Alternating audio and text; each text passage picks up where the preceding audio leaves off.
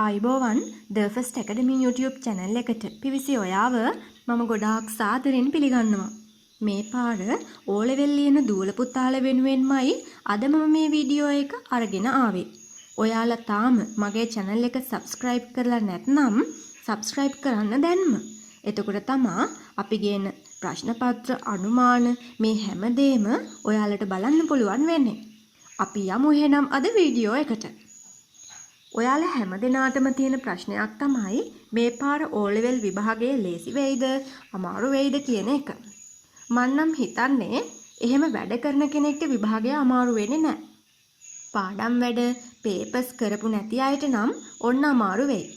මෙහෙම දෙයක් තියෙනවා සමහර අවුරුදුවල සමහර විෂයන් ටිකක් ව්‍යුහය වෙනස් කරලා සංකීර්ණ කරලා එන්න පුළුවන්. මීට අවුරුදු 2කට විතර කලින් ආපු ඉංග්‍රීසි පේපර් එක එහෙම තමයි ආවේ.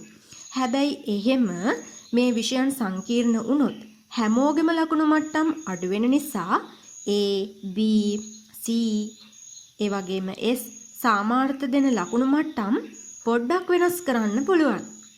ඒක කොයි විදිහට වෙනවද කියලා අපිට කියන්න බෑ. නමුත් කාටවත් අසාධාරණයක් වෙන්නේ නම් නෑ.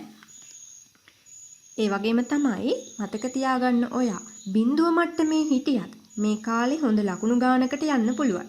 අවශ්‍ය වෙන්නේ මේ ටික කාලෙම පාඩම් වැඩවලට යොදවන එක.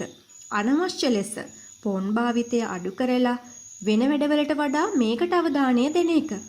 ඔයාලට පුළුවන් මේ නිමාඩු කාලයේ 10 වසරේ විද්‍යාව, ඉතිහාසය, ගණිතය, සිංහල වගේ විෂයන් වලට වැඩි අවධානයක් දෙන්න. ඒ වගේම අනෙකුත් 10 වසරට අදාළ විෂයන් ටිකත් නිකමට වගේ කියව ගන්න. මොකද 10 වසරෙන් ගොඩාක් ප්‍රශ්න එනවා.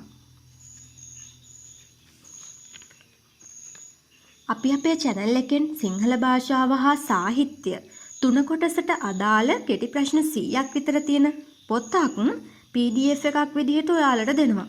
ඔයාලට ඒක අවශ්‍ය නම් තිරයේ දිස්සන අංකයට WhatsApp message එකකුත් දාන්න.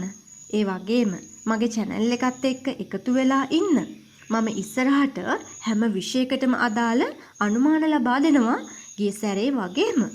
එහෙනම් ඔයාලා හොඳට වැඩ කරන්න. මාව අනිවාර්යෙන්ම subscribe කරලා තියාගන්න.